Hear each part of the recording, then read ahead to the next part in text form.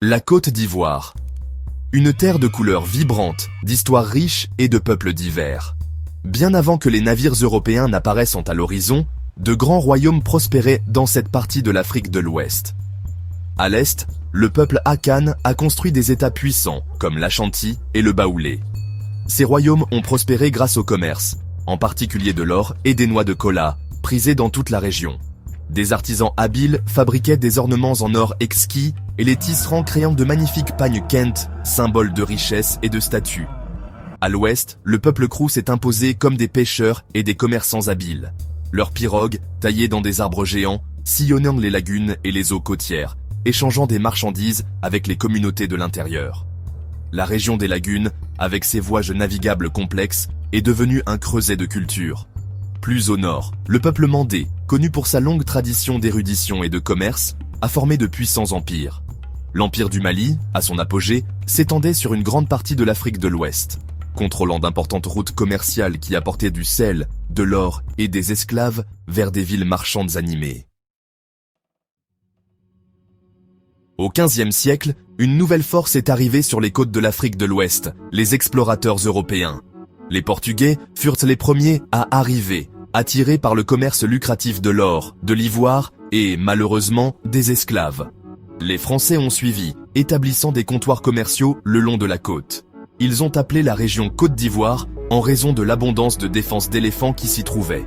Contrairement à d'autres puissances européennes, principalement intéressées par la traite négrière, les Français se sont d'abord concentrés sur le développement de relations commerciales avec les dirigeants locaux.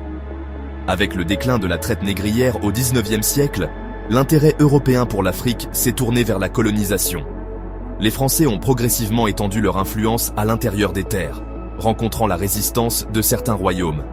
Les Français ont imposé leur langue, leur culture et leur administration, modifiant à jamais le tissu de la société ivoirienne. Ils ont construit des routes et des chemins de fer, principalement pour faciliter l'exportation des ressources, reliant l'intérieur à la côte. Après la Seconde Guerre mondiale, un vent de changement a soufflé sur l'Afrique. À travers le continent, les peuples aspiraient à l'indépendance vis-à-vis de la domination coloniale. En Côte d'Ivoire, un leader charismatique a émergé, Félix Houphouët-Boigny. Médecin devenu homme politique, Houphouët-Boigny a habilement négocié avec les Français pour l'indépendance, qui a été obtenue pacifiquement le 7 août 1960. Il est devenu le premier président du pays, un poste qu'il occupera pendant plus de 3 décennies. Le leadership d'Houphouët-Boigny mettait l'accent sur le développement économique et l'unité nationale. Sous son règne, la Côte d'Ivoire a connu une période de prospérité économique, attirant les investissements étrangers et devenant un important exportateur de cacao et de café.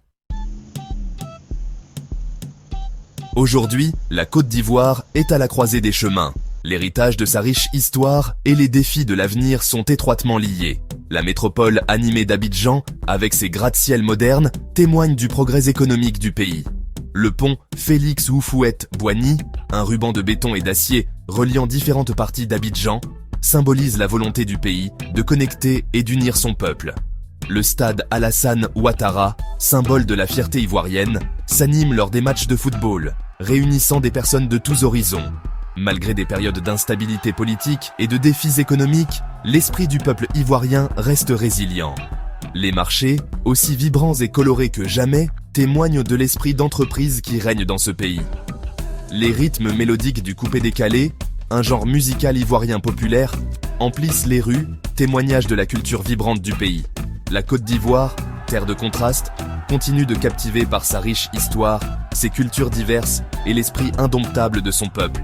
Des anciens royaumes à la métropole moderne, le parcours de la Côte d'Ivoire est un témoignage de la force inébranlable de l'esprit humain.